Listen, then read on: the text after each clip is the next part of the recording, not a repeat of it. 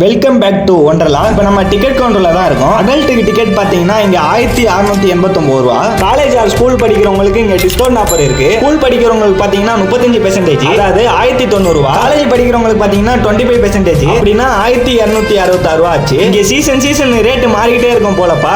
பசங்களோட உள்ள ஒரு வாக் போட்டா செம்ம வைபா இருந்தது. நாங்க போன நேரம் திடீர்னு மழை வந்துருச்சு. இந்த மழையிலயும் சூப்பரா இருந்துச்சுங்க.